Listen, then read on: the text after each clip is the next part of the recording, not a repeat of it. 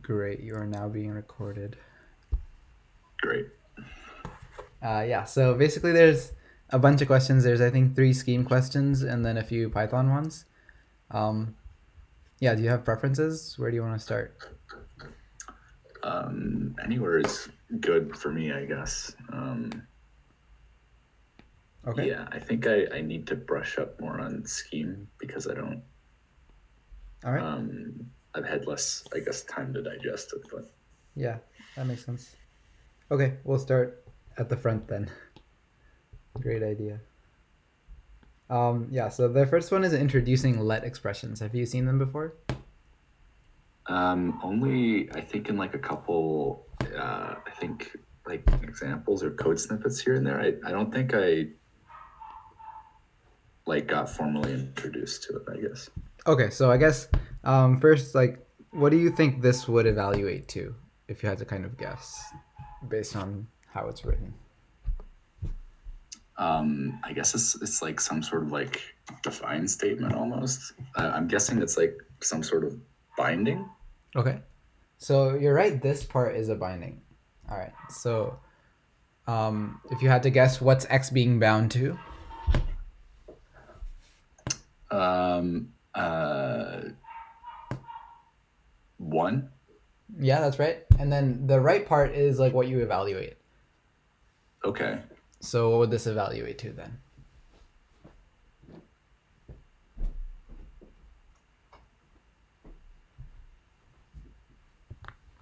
So, I guess the right side would be one as well. Oh, but since two. Okay. Yeah. So this evaluates to 2. So you have the gist of it. It consists of 2 components. The first thing is a list. Oh, sorry. A list of bindings. So let's see. Let expression is. And in this case, our list just had one thing, but it could be like, say, x1 and then like y2 and so on. Okay. And then the next thing is just any expression. And what's special is that that expression uses these bindings before it uses Okay. anything from like a parent frame. So Okay. it's basically. Is this Anthony? Hey, Anthony.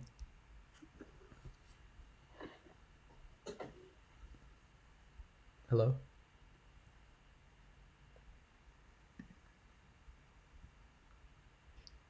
Can you hear me?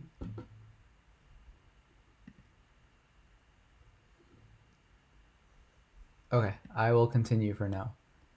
Okay. All right. So I don't know if you're there, Anthony, but we're talking about let expressions. And I basically introduced that it has 2 components. The first thing is a list of bindings, and the second thing is an expression. So the list of bindings is like how you would do like any sort of bindings. Like in general, like you could define different variables to be like different things. So I could define x to be 5 and so on, and that would be in a certain frame. Let operates in like its own frame. So in the frame of the let expression, all of these bindings, the thing in orange, are used. And they're just used to evaluate the expression. So it's like things like where you don't actually like need these values again, um, but you declare them for now. So what we're trying to show in this question is that a let statement is actually the same thing as a lambda statement. And they've written an example here of the same statement from above, where it's a lambda that takes in a parameter with the same name as like this x, and then you later pass in that parameter, and the expression is the same. Do you sort of see the parallel?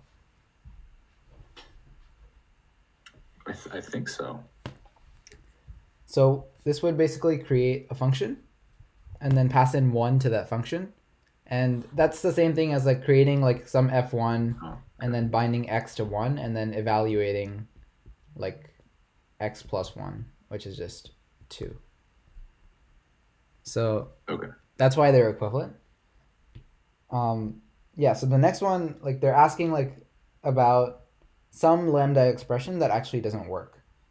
So yeah, think about why that doesn't work and try to write something that's like a lambda equivalent of this expression.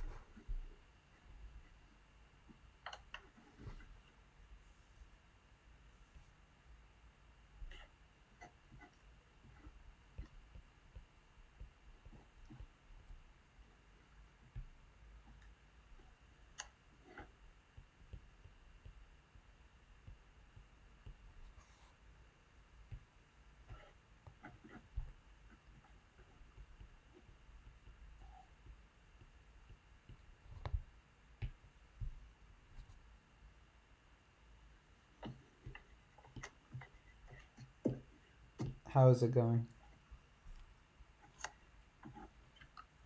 Um, sort of okay. I don't think I have a correct answer though. Do you know what the error is? Oh, um, would it be because the second like assignment statement has an expression in it as well? So an expression is fine because you can like Okay, do like define y to be like plus 2 3, right? right. But there's a problem within that expression. I didn't formally introduce this to you, but it might be more clear with the lambda parallel. Okay. Is Do it you, because foo is used in the expression and yes. it hasn't been bound to three yet? Yeah. So one way of Okay. viewing them is these is like binding everything like instantly, or like everything at the same time, so that you don't use like bindings in the actual like until the all of them have been made. So you can only use the bindings in this like expression here. But it's more clear if you just write it out as a lambda. So let's try to write it. Okay. Okay, so I have lambda here, and then let's do my. Okay, so what goes in the blue here? Bar, I believe. Anything else? Um, would there be a second lambda as well for the second binding? So it's actually simpler than that. So in this case, Oh, okay. let's look at what we did. We had this like let statement. We took each of the names and we put them as a parameter. Then we took the expression, put that expression there, and then we called that lambda function with each of the values in order. Okay. So can we try to do something similar here?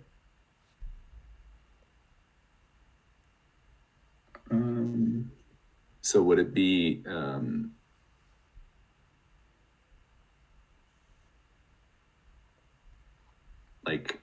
bar, and then would it be like the second part of the let statement? The second part, the expression, Yeah. this. Yeah. So that would be like the thing that you want to evaluate, right? Oh, So okay. what's the thing that the lambda evaluates? It's the body. Okay. So what are the things being bound here in the let statement? I guess foo to three and bar. Yeah, so foo is being bound to 3 and bar is being bound to something that's bad, right? So the things that are being bound, those are like the names of each of the variables. So those can go inside here. So this would be foo and bar. Oh, okay. All right, so do you see the parallel to the example above? Yeah. Okay. So now that we have these, what do we want to do with them? Well, we want to evaluate some expression given these, right? Yeah. So what's that expression? I guess plus foo bar. Okay. So let's make that in black plus foo bar. Okay, and what's left? I guess the bindings, the values themselves. So Yeah, three and the other expression. so we actually have to call this lambda. So I pass in this 3. Okay, I guess we can use orange. Fancy.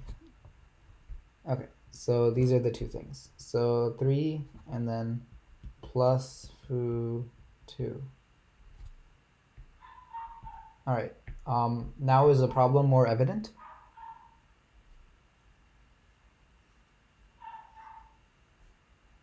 Yeah, I think so. What is it? I guess the lambda requires foo, but uh, I guess it requires bar, but bar is tied to the second value. So the lambda requires bar, Yeah. and bar is going to be this value. Yeah. Okay. And you said what was wrong with that? I guess that means that it hasn't been, we haven't evaluated what foo is yet. Yeah. So Like we the binding haven't. for foo is not available yet. Yeah. So there is no value for foo. I think it would be even more clear if I wrote it in Python. So if I wrote some like def f of x, and then this was just like print 5 or something, or return 2, and then outside of this, I'm trying to call like f onto x, or maybe like f of x plus 1. But does that make any sense? Yeah. It does. Sorry, could you repeat that? Oh, sorry. Yeah. Yeah. So I define this function f of x, f that takes Mhm. in a parameter x, right? Yeah. And then outside of this function, I'm calling f of x plus 1.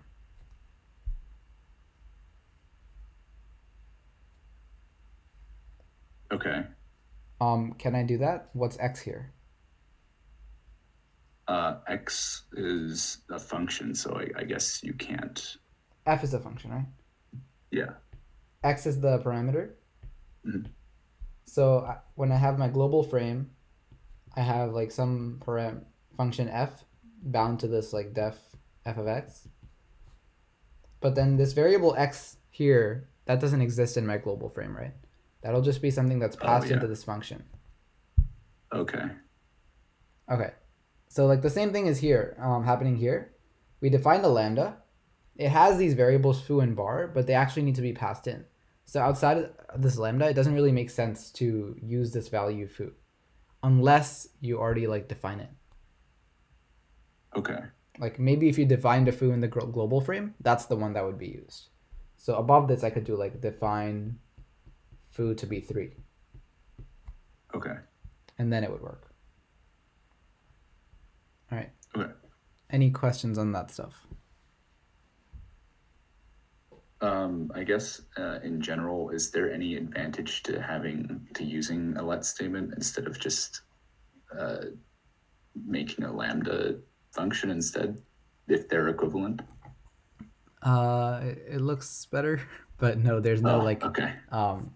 advantages in that way. In fact, you're gonna like, I think in the scheme project, I don't know if they'll still do it, but there's a thing where you like just implement a function that converts all let statements that you have to lambda ones, and Okay. it's just written in scheme itself. So yeah, maybe you'll do Okay. that. Oh, I don't know. I erased everything. All right, cool. Yeah, let's do another question. Let's see which one.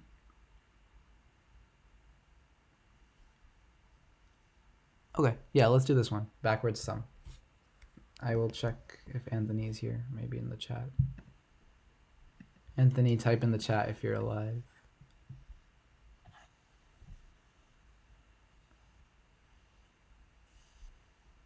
Okay. I'm not sure if he's here. Cool. Yeah.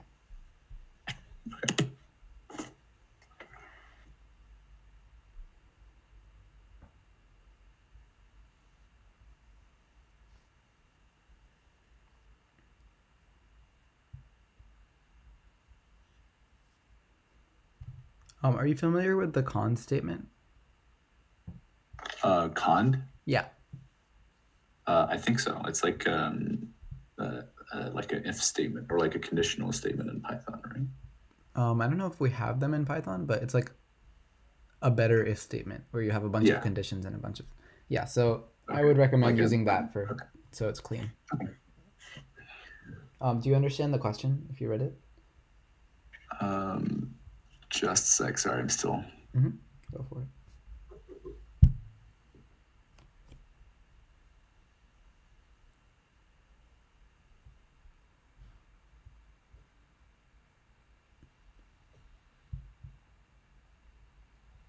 So it takes in a list of numbers, and then for each element, it just sums every number to the right of it and adds it to itself. So I guess it's Yeah. always going to be decreasing the output. Yeah. So this would be like 4, and then you add 4 to 3, and then this becomes a 7. You add 7 to 2, and then this becomes a 9, and you add 9 to 1, and then that becomes a 10. Oh no, Okay. it didn't show up. Sorry. Hopefully it shows up in a sec.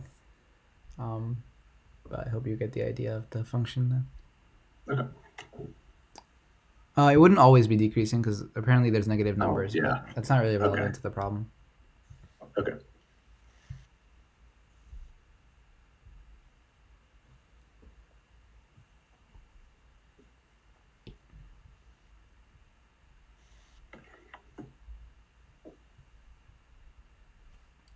Okay, now my drawing showed up. It's quite ugly.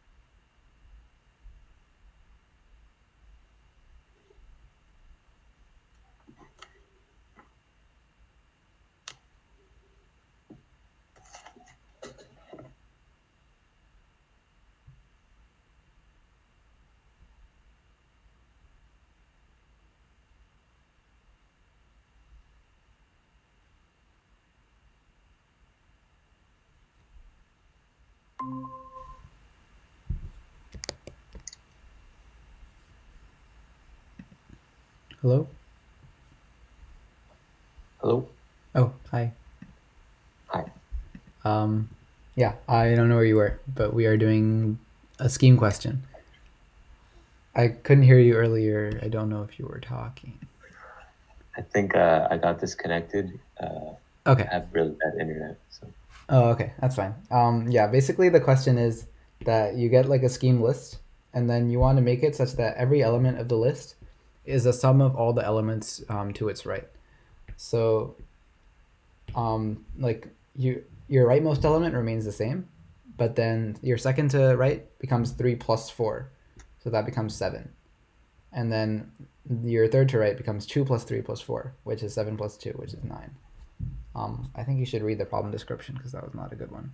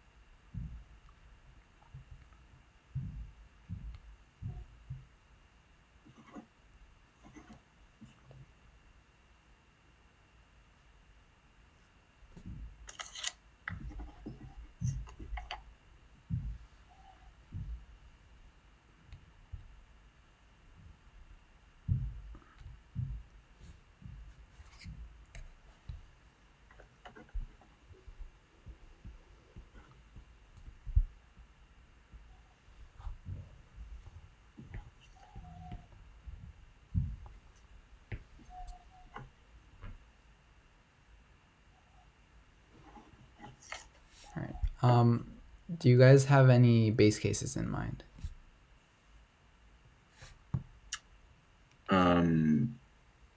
If we, I guess, hit the like the very last element in the list return 0. So I did the EQ, I think, list, and then nil. Okay, so if the list is nil, then Yeah. you return what? I said return 0. Why are you returning 0?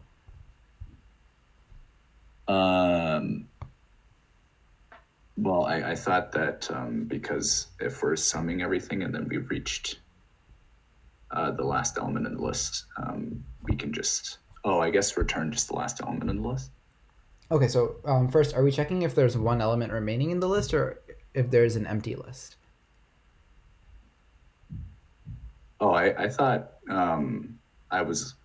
what I had in mind was I was going to check if we are at the last element in the list. Okay, and what does it mean to be at the last element then? I guess the list dot rest is no. Okay, how do you get to list Or rest? I think the cutter of the list. Yeah, so if the cutter of the list is nil, then are you sure you want to return 0? If I call backwards sum on this 7, what do you want the output to be? Just 7. So I 7 or a list with 7? a list of 7, I think. Yeah, so you always want to output the list, just with this thing changed. They actually want a new list, but I don't think that matters in Scheme really. Yeah, so this is one of our conditions. So we're gonna put this in a con statement to like check.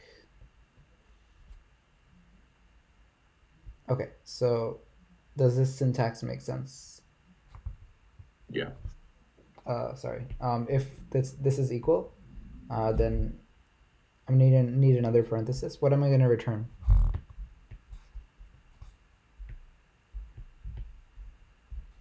I think you said it earlier, just the list. Sorry? Yeah, so I'll just return the list, yeah. right? Okay. Are there any other base cases?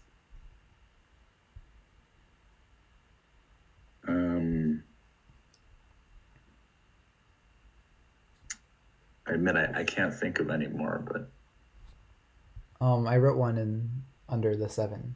I guess if we reach the end of the list.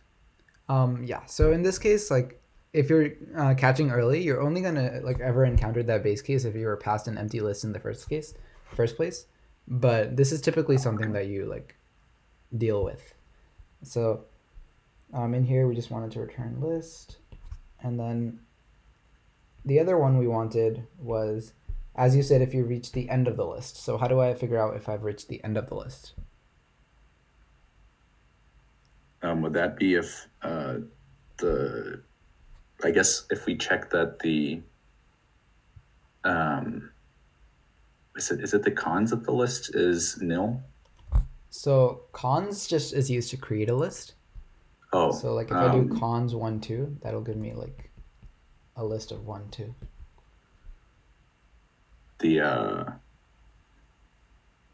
I guess the list dot first, but I'm forgetting the scheme term for that. Okay. So the list dot first is the car, but when you have an empty list in Scheme, an empty list is just nil. Like the list itself is nil. Similar to like in a linked list, right? The empty list is kind of just the null list. It doesn't have a first or a rest element. Okay. So you would just check if that's nil. So you do like equal list nil. And alternatively, you can do like, you can use the null keyword, the null operator. And that's just doing like null question mark list. And that's the same thing. Okay. So what do you want to return in this case?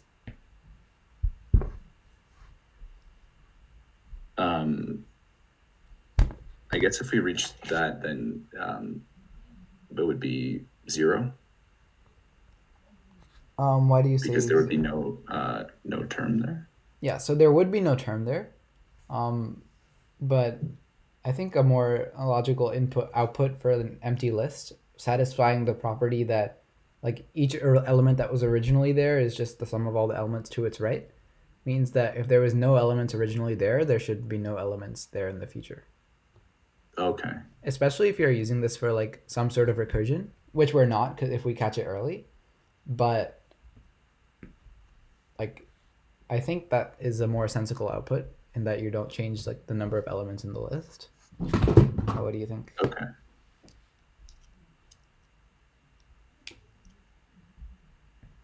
Yeah. So basically, like you can either return the list, or you can return like nil. That'll also be like a common pattern because when you're building on like the recursion, then you definitely want like an empty list when you're given an empty list. Okay. Okay. So did you get to make progress on the recursive case? I haven't yet. No. Okay. Do you want time to do that? Do you want to do it together? Is it okay if we just do it together? Yeah. Okay. So let's take an example list, I guess. So let's do 1, 2, 3, 4.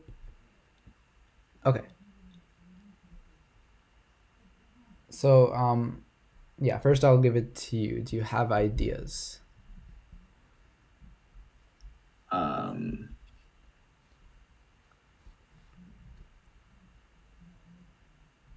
I guess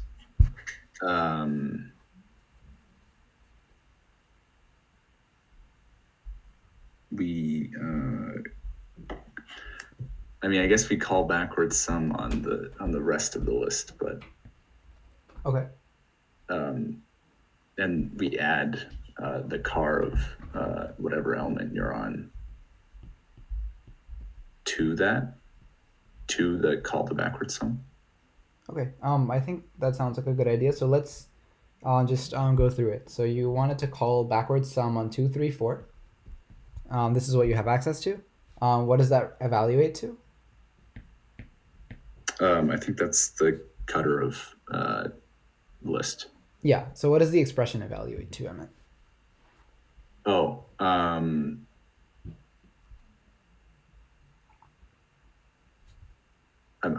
what does it evaluate to? Sorry. Like when you call backwards sum on this 2, 3, 4, what do you get? Oh, I should get, well, I think 9, right? 5, 9. You get a list. Oh, okay. So you get Right. 9 as your first element, and then 7 as your second element, and then 4. So like looking at the doc test, basically you're returning the same list back with the modification. Okay, so you get this list, and now you want to do something with this list to get your like output list. And what's your like final output list for 1, 2, 3, 4? 10 and then the rest. Yeah. Okay. So now basically it's up to you to use this list that you have in order to build the other one. Okay. Okay. So let me move this stuff down. What do you notice about the first element of the list that we just built? I guess it's just the sum of all the numbers and. It is, but how can you get it? You just add 1 to the previous, like the first one to the previous number, I guess. Yeah. So namely, we added 1 and 9, right? Yeah. Okay. So we know what we want to do. So we want to return a list. So we're going to use the list constructor. Do you remember what the keyword was? Cons. Yeah. So this is going to be the else case. This is another thing you can do in con statements, if you recall. Okay. Yeah. You just write the else there. No like fancy list format. And then you just return. So cons. What's the first element of your list? I guess 10, but in this case it would just be list, like the car of the list, plus the second element. So the car of the list would be 1, right? Yeah. Okay. So how do I get the 9 now? I guess you make a recursive call. Okay. To backwards sum of the cutter of the list. Awesome. So we call backwards sum on the cutter of the list. Okay, and what do we want from that?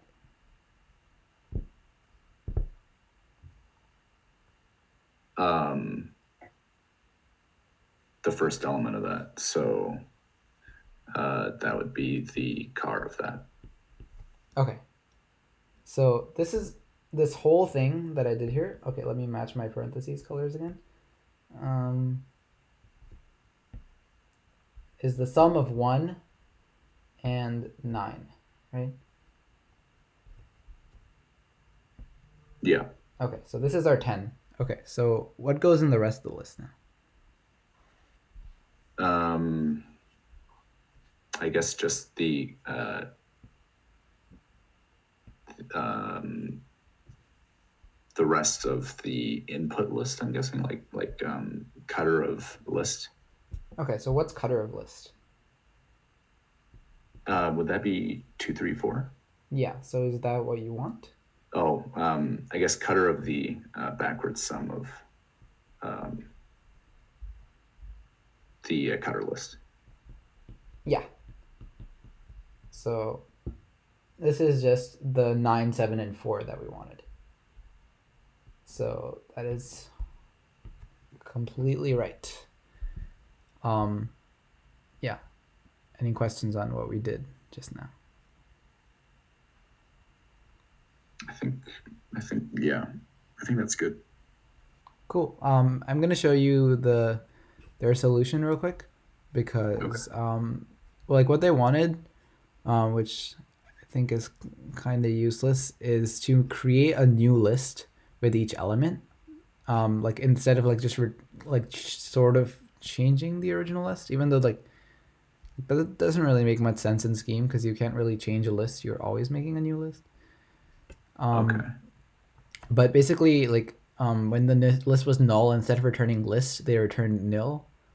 And when the cutter was null, they created a new list that contained the first element.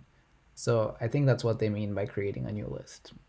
But yeah, I don't really see the point of that too much. Other than that, they did the same thing. Okay. Yeah. Do you see what the solution did?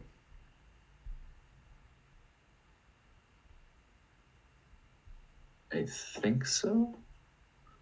Okay, so yeah, so this list constructor basically just takes elements and it creates a list out of them. And then here they didn't return list, they returned no. Yeah, Oh, okay. so if you see like create a new list, I don't think you will, but then yeah, I guess try to be careful of reusing stuff that you already have. Okay. Yeah, so now we can either do a Python question or a scheme question. If Anthony is there, I will give him a voice too. But yeah, what do you prefer? Me? Yeah. I guess Python would be good as well. Okay. Yeah, let's do that. Let's see which one is good. Okay. Actually, there's a bunch, but yeah, let's do a numbers question. It's probably been a while since we've done these. Okay. So this is collapse. It takes a number and then condenses all the adjacent digits that are the same into one. So like these two, this is the input, and these twos just become 1, 2. These fours just become 1, 4. These zeros just become 1, 0. These threes just become 1, 3. Okay. These ones become 1, 1. So this is like the output. All right. Does the question make sense? Yeah. Okay. Yeah. Try 4 minutes, and then we'll see what you have. I know it's sort of time constrained. Your best.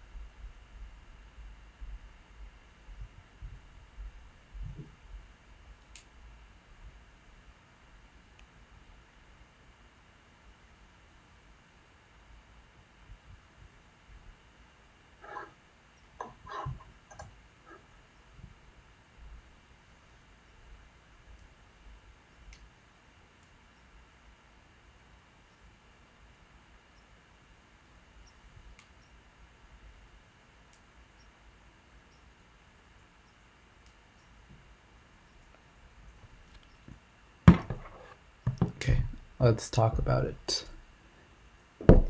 What progress did you make?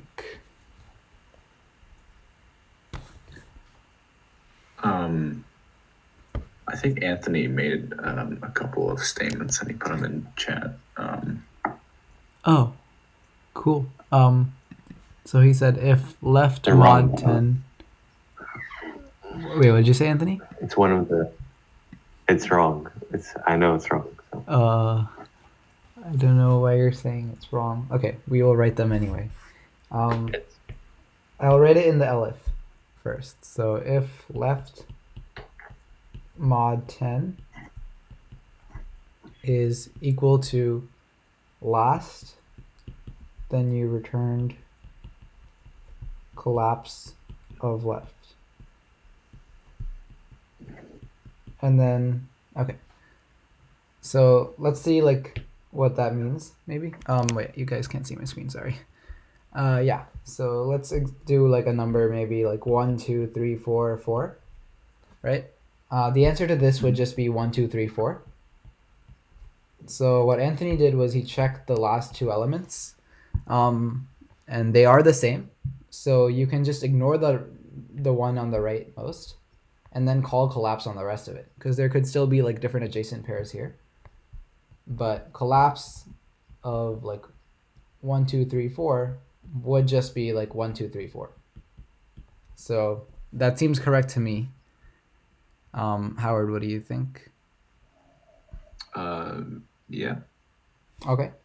So the reason I didn't put that at the top was because you typically want like your actual base case at the top before you do any other checking.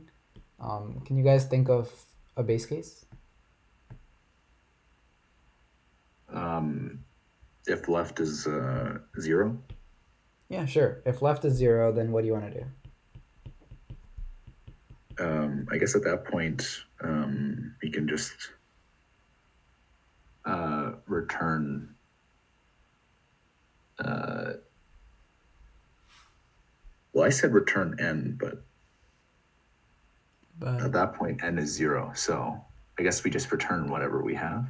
Is n 0? Or is left 0? Oh, left would be 0. Yeah, return n. Okay, yeah.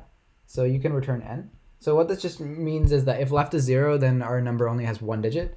And for one digit, you know the output, it's just that digit, because you can't have adjacent digits.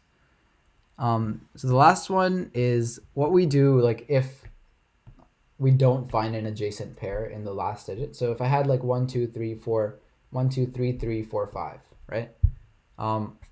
I found this 5. I checked it with the 4. They're not the same. What do I do now?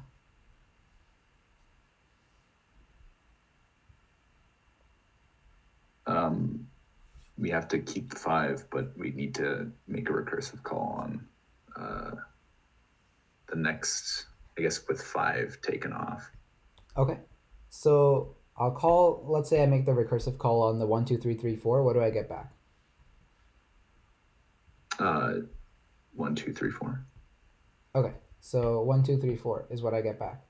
And I want to keep this 5. So how do I combine that with the 5? Oh, you multiply by 10 and add that number. Yeah, that's right. So basically what we did was we called collapse on the first, everything but the last digit. And they stored that in the variable left. So we can either use that variable or just call it again on like n florative 10. So collapse of left. And like you said, we can multiply by 10 and then add last. Okay. And this was n. Let me just pull up the solutions. Yeah, looks like that's what they did.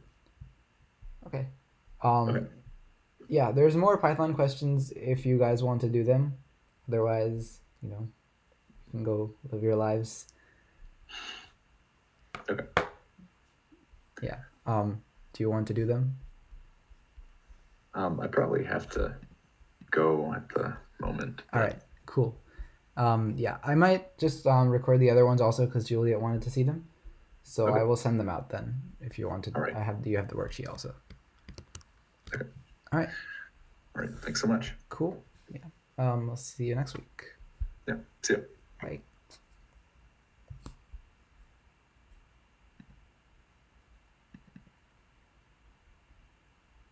Anthony, are you leaving?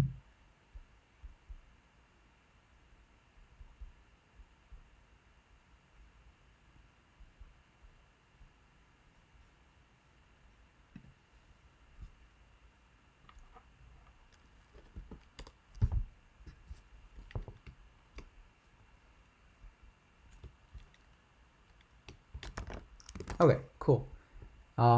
Yeah, I'll send out a video. That's fine. Your internet isn't great.